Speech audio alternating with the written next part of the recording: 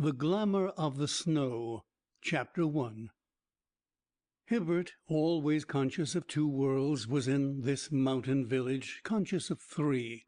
It lay on the slopes of the Valais Alps, and he had taken a room in the little post office where he could be at peace to write his book, yet at the same time enjoy the winter sports and find companionship in the hotels when he wanted it. The three worlds that met and mingled here seemed to his imaginative temperament very obvious, though it is doubtful if another mind, less intuitively equipped, would have seen them so well defined. There was the world of tourist English, civilized, quasi-educated, to which he belonged by birth. At any rate, there was the world of peasants, to which he felt himself drawn by sympathy, for he loved and admired their toiling, simple life. And there was this other, which he could only call the world of nature. To this last, however, in virtue of a vehement poetic imagination and a tumultuous pagan instinct fed by his very blood, he felt that most of him belonged. The others borrowed from it, as it were, for visits. Here, with the soul of nature, hid his central life. Between all three was conflict. Potential conflict. On the skating rink each Sunday the tourists regarded the natives as intruders. In the church the peasants plainly questioned, "Why do you come? We are here to worship, you to stare and whisper." For neither of these two worlds accepted the other, and neither did nature accept the tourists, for it took advantage of their least mistakes. And indeed, even if the peasant world accepted only those who were strong and bold enough to invade her savage domain with sufficient skill to protect themselves from several forms of death. Now Hibbert was keenly aware of this potential conflict and want of harmony. He felt outside and yet caught by it, torn in the three directions, because he was partly of each world, but wholly in only one. There grew in him a constant, subtle effort, or at least desire, to unify them, and decide positively to which he should belong and live in. The attempt, of course, was largely subconscious. It was the natural instinct of a richly imaginative nature seeking the point of equilibrium, so that the mind could feel at peace and his brain be free to do good work. Among the guests no one especially claimed his interest. The men were nice but undistinguished, athletic schoolmasters, doctors snatching a holiday, good fellows all. The women equally various, the clever, the would-be fast, the dare-to-be dull, the women who understood, and the usual pack of jolly dancing girls and flappers. And Hibbert, with his 40-odd years of thick experience behind him, got on well with the lot. He understood them all. They belonged to definite pre-digested types that are the same world over, and that he had met the world over long ago. But to none of them did he belong. His nature was too multiple to subscribe to the set of shibboleths of any one class, and since all liked him and felt that somehow he seemed outside of them, spectator, looker-on, all sought to claim him. In a sense, therefore, the three worlds fought for him: natives, tourists, nature. It was thus began the singular conflict for the soul of Hibbert. In his own soul, however, it took place. Neither the peasants nor the tourists were conscious that they fought for anything, and nature, they say, is merely blind and automatic. The assault upon him of the peasants may be left out of account, for it is obvious they stood no chance of success. The tourist world, however, made a gallant effort to subdue him to themselves. But the evenings in the hotel, when dancing was not in order, were English. The provincial imagination was set upon a throne and worshipped heavily through incense of the stupidest conventions possible. Hibbert used to go back early to his room in the post office to work. "It is a mistake on my part to have realized that there is any conflict at all," he thought, as he crunched home over the snow at midnight after one of the dances. It would have been better to have kept outside it all and done my work. Better," he added, looking back down the silent village street to the church tower, and safer. The adjective slipped from his mind before he was aware of it. He turned with an involuntary start and looked about him. He knew perfectly well what it meant, this thought that had thrust its head up from the instinctive region. He understood, without being able to express it fully, the meaning that betrayed itself in the choice of the adjective. For if he had ignored the existence of this conflict, he would at the same time have remained outside the arena, whereas now he had entered the lists.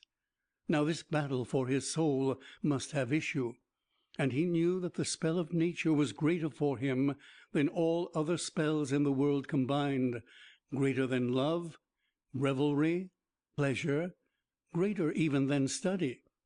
He had always been afraid to let himself go. His pagan soul dreaded her terrific powers of witchery even while he worshipped. The little village already slept. The world lay smothered in snow. The chalet roofs shone white beneath the moon, and pitch-black shadows gathered against the walls of the church. His eye rested a moment on the square stone tower with its frosted cross that pointed to the sky, then travelled with a leap of many thousand feet to the enormous mountains that brushed the brilliant stars. Like a forest rose the huge peaks above the slumbering village, measuring the night and heavens. They beckoned him, and something born of the snowy desolation, born of the midnight and the silent grandeur, born of the great listening hollows of the night, something that lay twixt terror and wonder, dropped from the vast wintry spaces down into his heart, and called him. Very softly, unrecorded in any word or thought his brain could compass, it laid its spell upon him. Fingers of snow brushed the surface of his heart. The power and quiet majesty of the winter's night appalled him. Fumbling a moment with the big unwieldy key, he let himself in and went upstairs to bed. Two thoughts went with him, apparently quite ordinary and sensible ones. What fools these peasants are to sleep through such a night! And the other, those dances tire me. I'll never go again. My work only suffers in the morning. The claims of peasants and tourists upon him seemed thus in a single instant weakened. The clash of battle troubled half his dreams. Nature had sent her beauty of the night and won the first assault. The others, routed and dismayed, fled far away. Chapter 2. "Don't go back to your dreary old post office. We're going to have supper in my room, something hot. Come and join us. Hurry up." There had been an ice carnival, and the last party tailing up the snow slope to the hotel called him. The Chinese lanterns smoked and sputtered on the wires. The band had long since gone. The cold was bitter, and the moon came only momentarily between high driving clouds. From the shed where the people changed from skates to snow boots, he shouted something to the effect that he was following, but no answer came. The moving shadows of those who had called were already merged high up against the village darkness. The voices died away. Doors slammed. Hibbert found himself alone on the deserted rink. And it was then, quite suddenly, the impulse came to stay and skate alone. The thought of the stuffy hotel room and of those noisy people with their obvious jokes and laughter oppressed him. He felt a longing to be alone with the night, to taste her wonder all by himself, there beneath the stars, gliding over the ice. It was not yet midnight, and he could skate for half an hour. That supper party, if they noticed his absence at all, would merely think he had changed his mind and gone to bed. It was an impulse, yes, and not an unnatural one. Yet even at the time it struck him that something more than impulse lay concealed behind it, more than an invitation, yet certainly less than command. There was a vague, queer feeling that he stayed because he had to, almost as though there was something he had forgotten, overlooked, left undone. Imaginative temperaments are often thus, and impulse is ever weakness. For with such ill-considered opening of the doors to hasty action may come an invasion of other forces at the same time, forces merely waiting their opportunity, perhaps. He caught the fugitive warning even while he dismissed it as absurd, and the next minute he was whirling over the smooth ice in delightful curves and loops beneath the moon. There was no fear of collision. He could take his own speed and space as he willed. The shadows of the towering mountains fell across the rink, and a wind of ice came from the forests where the snow lay 10 feet deep. The hotel lights winked and went out. The village slept. The high wire netting could not keep out the wonder of the winter night that grew about him like a presence. He skated on and on, keen, exhilarating pleasure in his tingling blood, and weariness all forgotten. And then, midway in the delight of rushing movement, he saw a figure gliding behind the wire netting, watching him. With a start that almost made him lose his balance, for the abruptness of the new arrival was so unlooked for, he paused and stared. Although the light was dim, he made out that it was the figure of a woman, and that she was feeling her way along the netting, trying to get in. Against the white background of the snowfield he watched her rather stealthy efforts as she passed with a silent step over the banked-up snow. She was tall and slim and graceful. He could see that even in the dark. And then, of course, he understood. It was another adventurous skater like himself, stolen down unawares from hotel or chalet, and searching for the opening. At once, making a sign and pointing with one hand, he turned swiftly and skated over to the little entrance on the other side. But even before he got there was a sound on the ice behind him, and with an exclamation of amazement he could not suppress, he turned to see her swerving up to his side across the width of the rink. She had somehow found another way in. Hibbert, as a rule, was punctilious, and in these free and easy places perhaps especially so. If only for his own protection, he did not seek to make advances unless some kind of introduction paved the way. But for these two to skate together in the semi-darkness without speech, often of necessity brushing shoulders almost, was too absurd to think of. Accordingly he raised his cap and spoke. His actual words he seems unable to recall, nor what the girl said in reply, except that she answered him in accented English with some commonplace about doing figures at midnight on an empty rink. Quite natural it was, and right. She wore grey clothes of some kind, though not the customary long gloves or sweater, for indeed her hands were bare. And presently, when he skated with her, he wondered with something like astonishment at their dry and icy coldness. And she was delicious to skate with, supple, sure, and light, fast as a man, yet with the freedom of a child, sinuous and steady at the same time. Her flexibility made him wonder, and when he asked where she had learned, she murmured. He caught the breath against his ear, and recalled later that it was singularly cold, that she could hardly tell, for she had been accustomed to the ice ever since she could remember. But her face he never properly saw. A muffler of white fur buried her neck to the ears, and her cap came over the eyes. He only saw that she was young. Nor could he gather her hotel or chalet, for she pointed vaguely when he asked her. Up the slopes? Just over there, she said, quickly taking his hand again. He did not press her. No doubt she wished to hide her escapade, and the touch of her hand thrilled him more than anything he could remember. Even through his thick glove he felt the softness of that cold and delicate softness.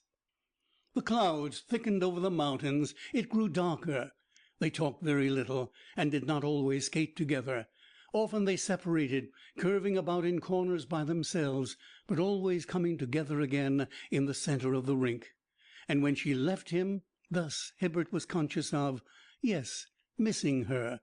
He found a peculiar satisfaction, almost a fascination, in skating by her side. It was quite an adventure, these two strangers, with the ice and snow and night. Midnight had long since sounded from the old church tower before they parted. She gave the sign, and he skated quickly to the shed, meaning to find a seat and help her take her skates off. Yet when he turned, she had already gone. He saw her slim figure gliding away across the snow, and hurrying for the last time round the rink alone, he searched in vain for the opening she had twice used in this curious way. How very queer, he thought, referring to the wire netting. She must have lifted it and wriggled under. Wondering how in the world she managed it, what in the world had possessed him to be so free with her, and who in the world she was, he went up the steep slope to the post office, and so to bed. Her promise to come again another night still ringing delightfully in his ears, and curious were the thoughts and sensations that accompanied him. Most of all, perhaps, was the half-suggestion of some dim memory that he had known this girl before, had met her somewhere more, that she knew him. For in her voice, a low, soft, windy little voice it was, tender and soothing for all its quiet coldness, there lay some faint reminder of two others he had known, both long since gone, the voice of the woman he had loved, and the voice of his mother. But this time, through his dreams, there ran no clash of battle. He was conscious rather of something cold and clinging that made him think of sifting snowflakes climbing slowly with entangling touch and thickness round his feet. The snow, coming without noise, each flake so light and tiny none can mark the spot whereon it settles, yet the mass of it, able to smother whole villages, wove through the very texture of his mind. Cold, bewildering, deadening effort, with its clinging network of 10,000,000 feathery touches. End of Chapter 2 of The Glamour of the Snow.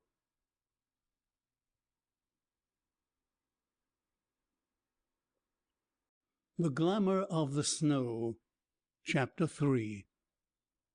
In the morning, Hibbert realized he had done perhaps a foolish thing.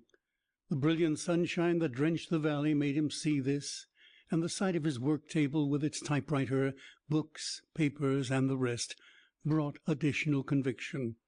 To have skated with a girl alone at midnight, no matter how innocently the thing had come about, was unwise, unfair, especially to her.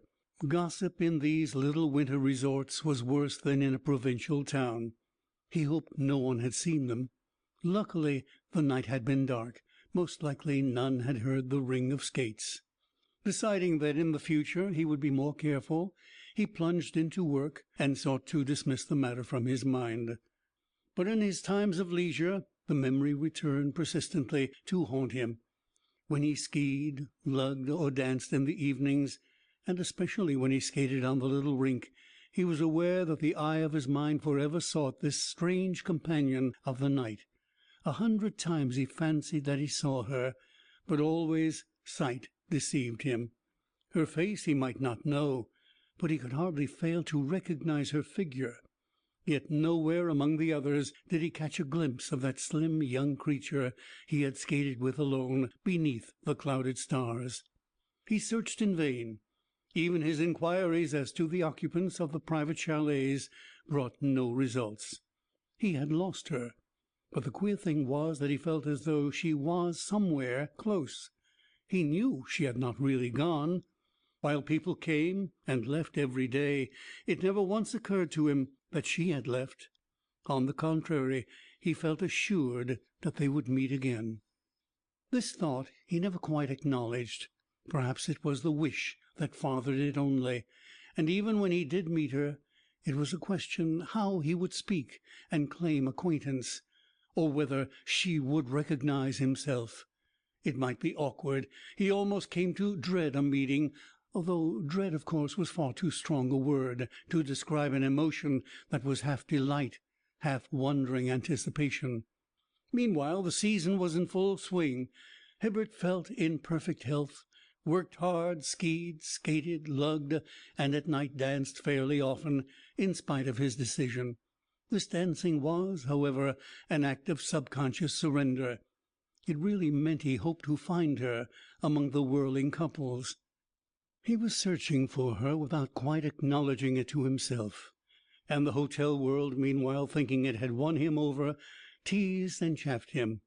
He made excuses in a similar vein, but all the time he watched and searched and waited. For several days the sky held clear and bright and frosty, bitterly cold, everything crisp and sparkling in the sun. But there was no sign of fresh snow, and the skiers began to grumble. On the mountains was an icy crust that made running dangerous. They wanted the frozen, dry, and powdery snow that makes for speed, renders steering easier, and falling less severe.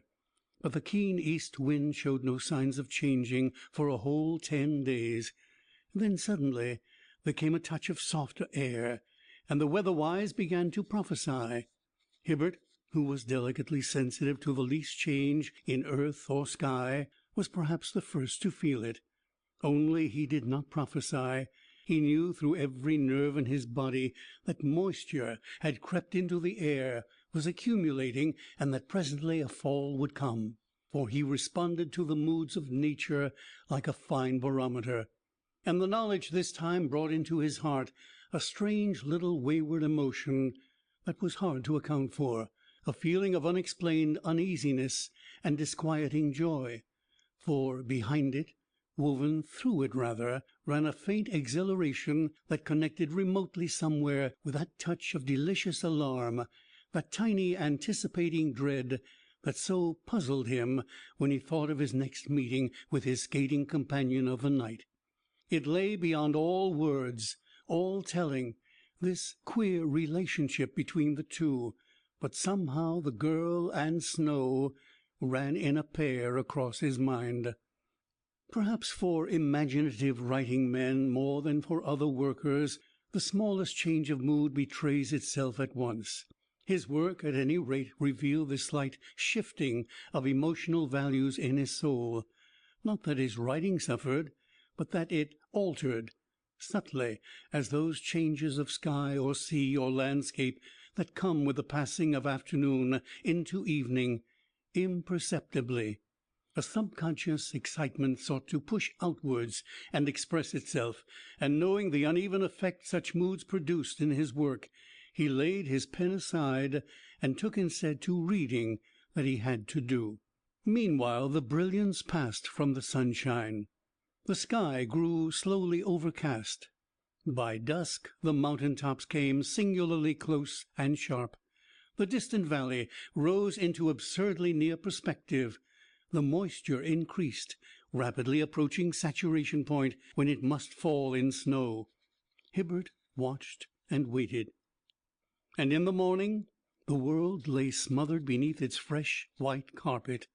It snowed heavily till noon, thickly, incessantly, chokingly, a foot or more. Then the sky cleared. The sun came out in splendor. The wind shifted back to the east, and frost came down upon the mountains with its keenest and most biting tooth. The drop in the temperature was tremendous, but the skiers were jubilant. Next day the running would be fast and perfect. Already the mass was settling, and the surface freezing into those moss-like powdery crystals that make the ski run almost of their own accord, with a faint sishing as of a bird's wings through the air. Chapter 4. That night there was excitement in the little hotel world. First because there was a bal costume, chiefly because the new snow had come. And Hibbert went, felt drawn to go. He did not go in costume, but he wanted to talk about the slopes and skiing with the other men, and at the same time. Ah, there was the truth, the deeper necessity that called. For the singular connection between the stranger and the snow again betrayed itself, utterly beyond explanation as before, but vital and insistent. Some hidden instinct in his pagan soul, heaven knows how he phrased it even to himself, if he phrased it at all, whispered that with the snow the girl would be somewhere about, would emerge from her hiding place, would even look for him. Absolutely unwarranted it was. He laughed while he stood before the little glass and trimmed his mustache, tried to make his black tie sit straight, and shook down his dinner jacket so that it should lie upon the shoulders without a crease. His brown eyes were very bright. "I look younger than I usually do," he thought. It was unusual, even significant, in a man who had no vanity about his appearance, and certainly never questioned his age or tried to look younger than he was. Affairs of the heart, with one tumultuous exception that left no fuel for lesser subsequent fires, had never troubled him. The forces of his soul and mind, not called upon for work and obvious duties, all went to nature. The desolate wild places of the earth were what he loved, night and the beauty of the stars and snow. And this evening he felt their claims upon him mightily stirring. A rising wildness caught his blood, quickened his pulse, woke longing and passion too, but chiefly snow. The snow whirled softly through his thoughts like white seductive dreams. For the snow had come, and she, it seemed, had somehow come with it into his mind. And yet he stood before that twisted mirror and pulled his tie and coat askew a dozen times as though it mattered. "What in the world is up with me?" he thought, and then, laughing a little, he turned before leaving the room to put his private papers in order. The green morocco desk that held them he took down from the shelf and laid upon the table. Tied to the lid was the visiting card with his brother's London address, in case of accident. On the way down to the hotel he wondered why he had done this, for though imaginative, he was not the kind of man who dealt in presentiments. Moods with him were strong, but ever held in leash. "It's almost like a warning," he thought, smiling. He drew his thick coat tightly round the throat as the freezing air bit at him. Those warnings one reads of in stories sometimes. A delicious happiness was in his blood. Over the edge of the hills across the valley rose the moon. He saw her silver sheet the world of snow. Snow covered all. It smothered sound and distance. It smothered houses, streets, and human beings. It smothered life. Chapter 5. In the hall there was light and bustle. People were already arriving from the other hotels and chalets, their costumes hidden beneath many wraps. Groups of men in evening dress stood about smoking, talking snow and skiing. The band was tuning up. The claims of the hotel world clashed about him faintly as of old. At the big glass windows of the veranda, peasants stopped a moment on their way home from the café to peer. Hibbert thought laughingly of that conflict he used to imagine. He laughed because it suddenly seemed so unreal. He belonged so utterly to nature and the mountains, and especially to those desolate slopes where now the snow lay thick and fresh and sweet, that there was no question of a conflict at all. The power of the newly fallen snow had caught him, proving it without effort. Out there upon those lonely reaches of the moonlit ridges the snow lay ready, masses and masses of it, cool, soft, inviting. He longed for it. It awaited him. He thought of the intoxicating delight of skiing in the moonlight. Thus, somehow, in vivid flashing vision, he thought of it while he stood there smoking with the other men and talking all the shop of skiing. And ever mysteriously blended with this power of the snow, poured also through his inner being the power of the girl. He could not disabuse his mind of the insinuating presence of the two together. He remembered that queer skating impulse of 10 days ago, the impulse that had let her in. That any mind, even an imaginative one, could pass beneath the sway of such a fancy was strange enough, and Hibbert, while fully aware of the disorder, yet found a curious joy in yielding to it. This insubordinate centre that drew him towards old pagan beliefs had assumed command. With a kind of sensuous pleasure he let himself be conquered. And snow that night seemed in everybody's thoughts. The dancing couples talked of it. The hotel proprietors congratulated one another. It meant good sport and satisfied their guests.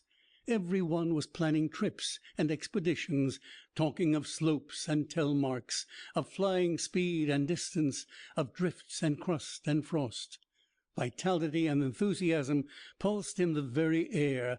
All were alert and active, positive, radiating currents of creative life, even into the stuffy atmosphere of that crowded ballroom.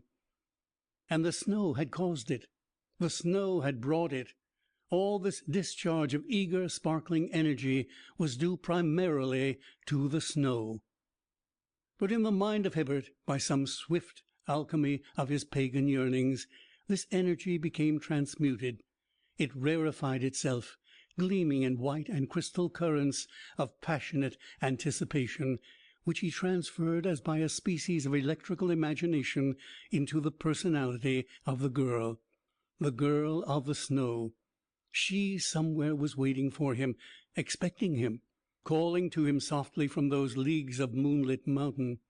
He remembered the touch of that cool, dry hand, the soft and icy breath against his cheek, the hush and softness of her presence, in the way she came and the way she had gone again, like a flurry of snow the wind sent gliding up the slopes. She, like himself, belonged out there. He fancied that he heard her little windy voice come sifting to him through the snowy branches of the trees, calling his name. That haunting little voice that dived straight to the center of his life, as once long years ago 2 other voices used to do. But nowhere among the costumed dancers did he see her slender figure. He danced with one and all, distrait and absent, a stupid partner, as each girl discovered, his eyes ever turning towards the door and windows, hoping to catch the luring face, the vision that did not come. And at length, hoping even against hope, for the ballroom thinned, groups left one by one, going home to their hotels and chalets. The band tired, obviously. People sat drinking lemon squashes at the little tables, the men mopping their foreheads, everybody ready for bed. It was close on midnight. As Hibbert passed through the hall to get his overcoat and snow boots, he saw men in the passage by the sport room, greasing their ski against an early start. Knapsack luncheons were being ordered by the kitchen swing doors. He sighed. Lighting a cigarette a friend offered him, he returned a confused reply to some question as to whether he could join their party in the morning. It seemed he did not hear it properly. He passed through the outer vestibule between the double glass doors and went into the night. The man who asked the question watched him go, an expression of anxiety momentarily in his eyes. "Don't think he heard you," said another, laughing. "You've got to shout to Hibbert. His mind's so full of his work." "He works too hard," suggested the first, "full of queer ideas and dreams." But Hibbert's silence was not rudeness. He had not caught the invitation, that was all. The call of the hotel world had faded. He no longer heard it. Another, wilder call was sounding in his ears. For up the street he had seen a little figure moving. Close against the shadows of the baker's shop it glided, white, slim, enticing. End of Chapter 5 of The Glamour of the Snow.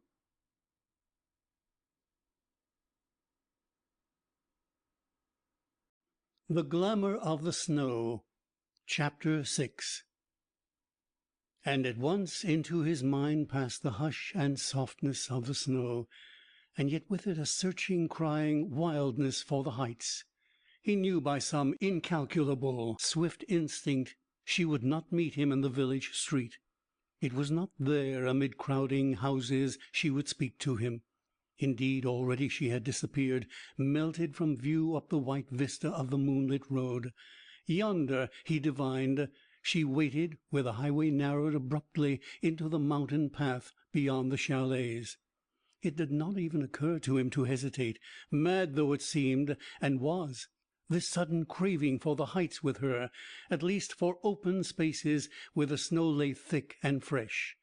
It was too imperious to be denied. He does not remember going up to his room, putting the sweater over his evening clothes, and getting into the fur gauntlet gloves and the helmet cap of wool. Most certainly he has no recollection of fastening on his ski. He must have done it automatically. Some faculty of normal observation was in abeyance, as it were. His mind was out beyond the village, out with the snowy mountains and the moon. Henri Defago, putting up the shutters over his cafe windows, saw him pass and wondered mildly. "Un monsieur qui fait jusqu'à cette heure, il est anglais, done." He shrugged his shoulders as though a man had the right to choose his own way of death. And Martha Perotti, the hunchback wife of the shoemaker, looking by chance from her window, caught his figure moving swiftly up the road. She had other thoughts, for she knew and believed the old traditions of the witches and snow beings that steal the souls of men. She had even heard, 'twas said, the dreaded synagogue pass roaring down the street at night, and now as then she hid her eyes. "They've called to him, and he must go," she murmured, making the sign of the cross. But no one sought to stop him. Hibbert recalls only a single incident until he found himself beyond the houses, searching for her along the fringe of forest where the moonlight met the snow in a bewildering frieze of fantastic shadows. And the incident was simply this, that he remembered passing the church, catching the outline of its tower against the stars. He was aware of a faint sense of hesitation. A vague uneasiness came and went, jarred unpleasantly across the flow of his excited feelings, chilling exhilaration. He caught the instant's discord, dismissed it, and passed on. The seduction of the snow smothered the hint before he realized that it had brushed the skirts of warning. And then he saw her. She stood there waiting in a little clear space of shining snow, dressed all in white, part of the moonlight and the glistening background, her slender figure just discernible. "I waited, for I knew you would come," the silvery little voice of windy beauty floated down to him. "You had to come." "I'm ready," he answered. "I knew it too." The world of nature caught him to its heart in those few words. The wonder and the glory of the night and snow. Life leaped within him. The passion of his pagan soul exulted, rose in joy, flowed out to her. He neither reflected nor considered, but let himself go like the veriest schoolboy in the wildness of first love. "Give me your hand," he cried. "I'm coming." "A little farther on, a little higher," came her delicious answer. "Here it is too near the village and the church." And the words seemed wholly right and natural. He did not dream of questioning them. He understood that with this little touch of civilization in sight, the familiarity he suggested was impossible. Once out upon the open mountains, mid the freedom of huge slopes and towering peaks, the stars and moon to witness, and the wilderness of snow to watch, they could taste an innocence of happy intercourse, free from the dead conventions that imprison literal minds. He urged his pace, yet did not quite overtake her. The girl kept always just a little bit ahead of his best efforts, and soon they left the trees behind and passed on to the enormous slopes of the sea of snow that rolled in mountainous terror and beauty to the stars. The wonder of the white world caught him away. Under the steady moonlight it was more than haunting. It was a living, white, bewildering power that deliciously confused the senses and laid a spell of wild perplexity upon the heart. It was a personality that cloaked and yet revealed itself through all this sheeted whiteness of snow. It rose, went with him, fled before, and followed after. Slowly it dropped lithe, gleaming arms about his neck, gathering him in. Certainly some soft persuasion coaxed his very soul, urging him ever forwards, upwards, on towards the higher icy slopes.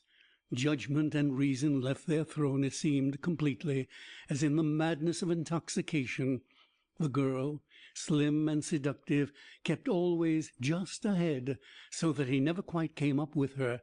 He saw the white enchantment of her face and figure, something that streamed about her neck, flying like a wreath of snow in the wind, and heard the alluring accents of her whispering voice that called from time to time, "A little farther on, a little higher, then we'll run home together." Sometimes he saw her hand stretched out to find his own, but each time, just as he came up with her, he saw her still in front, the hand and arm withdrawn. They took a gentle angle of ascent. The toil seemed nothing in this crystal wine-like air. Fatigue vanished. The sishing of the ski through the powdery surface of the snow was the only sound that broke the stillness. This, with his breathing and the rustle of her skirts, was all he heard. Cold moonshine, snow, and silence held the world. The sky was black, and the peaks beyond cut into it like frosted wedges of iron and steel. Far below the valley slept, the village long since hidden out of sight. He felt that he could never tire. The sound of the church clock rose from time to time, faintly through the air, more and more distant. "Give me your hand. It's time now to turn back." "Just one more slope," she laughed. "That ridge above us. Then we'll make for home." And her low voice mingled pleasantly with the purring of their ski. His own seemed harsh and ugly by comparison. "But I've never come so high before. It's glorious, this world of silent snow and moonlight, and you. You're a child of the snow, I swear. Let me come up closer to see your face and touch your little hand." Her laughter answered him. "Come on, a little higher. Here we're quite alone together." "It's magnificent," he cried. "But why did you hide away so long? I've looked and searched for you in vain ever since we skated."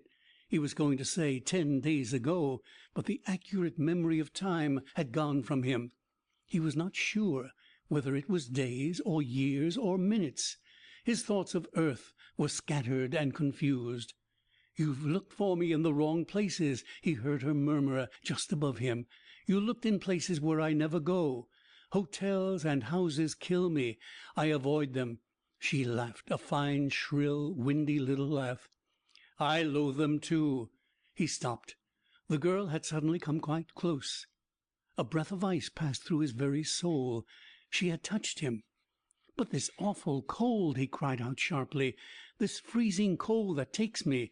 The wind is rising. It's a wind of ice. Come, let us turn." But when he plunged forward to hold her, or at least to look, the girl was gone again, and something in the way she stood there a few feet beyond and stared down into his eyes so steadfastly in silence made him shiver.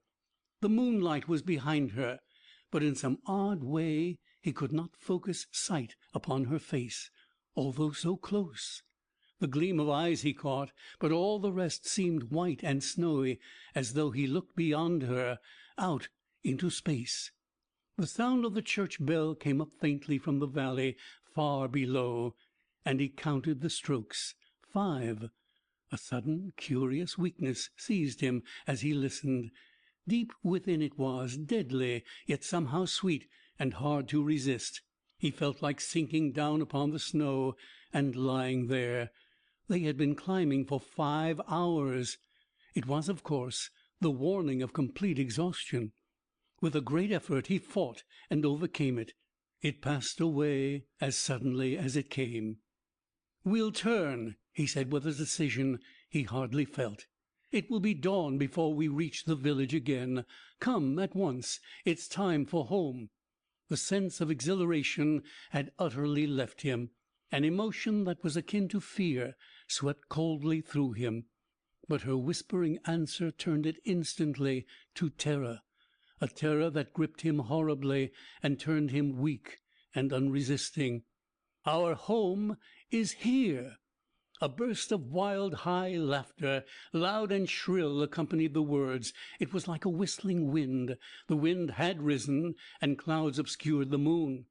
"A little higher, where we cannot hear the wicked bells," she cried, and for the first time seized him deliberately by the hand. She moved, was suddenly close against his face. Again she touched him. And Hibbert tried to turn away in escape, and so trying, found for the first time that the power of the snow, that other power which does not exhilarate but deadens effort, was upon him. The suffocating weakness that it brings to exhausted men, luring them to the sleep of death in her clinging soft embrace, lulling the will and conquering all desire for life. This was awfully upon him. His feet were heavy and entangled. He could not turn or move. The girl stood in front of him, very near. He felt her chilly breath upon his cheeks. Her hair passed blindingly across his eyes, and that icy wind came with her. He saw her whiteness close. Again, it seemed, his sight passed through her into space, as though she had no face. Her arms were round his neck. She drew him softly downwards to his knees. He sank. He yielded utterly. He obeyed. Her weight was upon him, smothering, delicious. The snow was to his waist.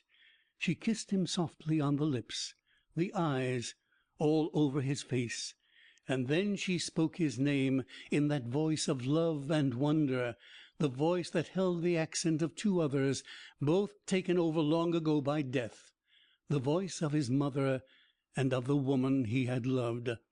He made one more feeble effort to resist. Then, realizing, even while he struggled, that this soft weight about his heart was sweeter than anything life could ever bring, he let his muscles relax and sank back into the soft oblivion of the covering snow.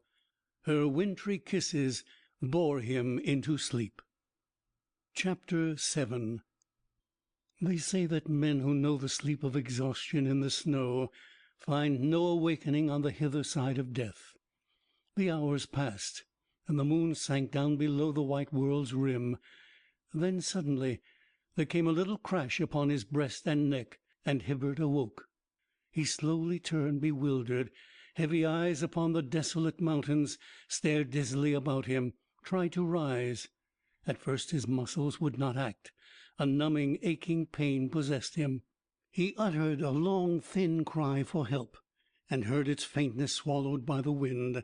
And then he understood vaguely why he was only warm, not dead, for this very wind that took his cry had built up a sheltering mound of driven snow against his body while he slept. Like a curving wave it ran beside him. It was the breaking of its over-toppling edge that caused the crash, and the coldness of the mass against his neck that woke him. Dawn kissed the eastern sky. Pale gleams of gold shot every peak with splendor, but ice was in the air, and the dry and frozen snow blew like powder from the surface of the slopes. He saw the points of his ski projecting just below him. Then he remembered. It seems he had just strength enough to realize that could he but rise and stand, he might fly with terrific impetus towards the woods and village far beneath. The ski would carry him, but if he failed and fell... How he contrived it Hibbert never knew. This fear of death somehow called out his whole available reserve force. He rose slowly, balanced a moment, then, taking the angle of an immense zigzag, started down the awful slopes like an arrow from a bow.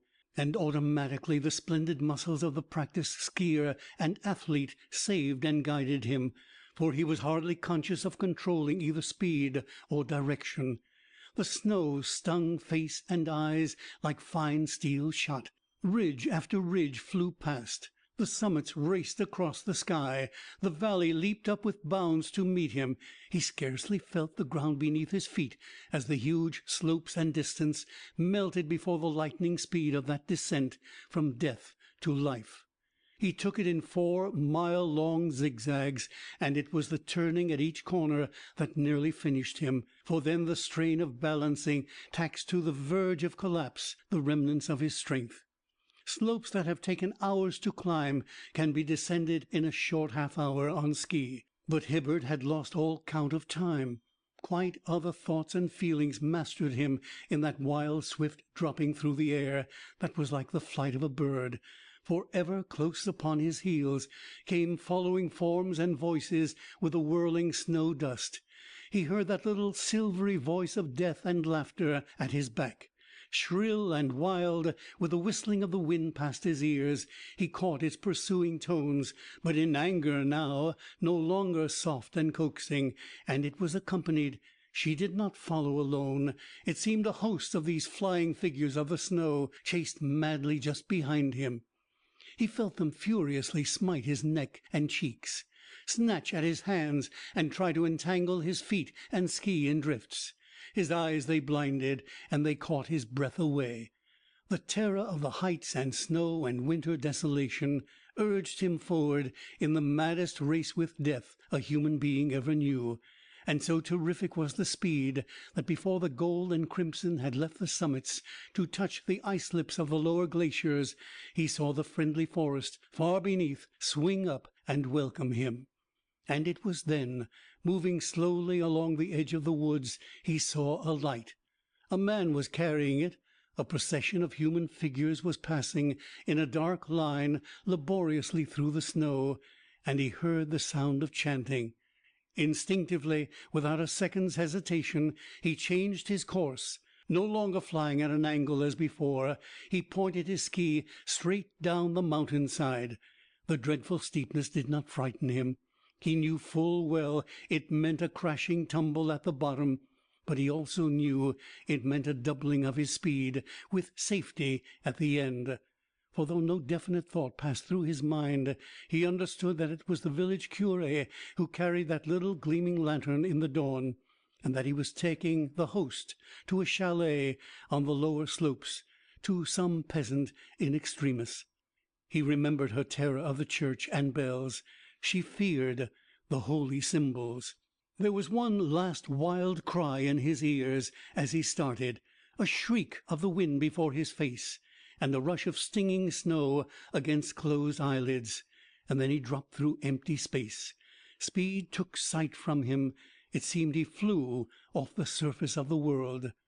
Indistinctly he recalls the murmur of men's voices, the touch of strong arms that lifted him, and the shooting pains as the ski were unfastened from the twisted ankle.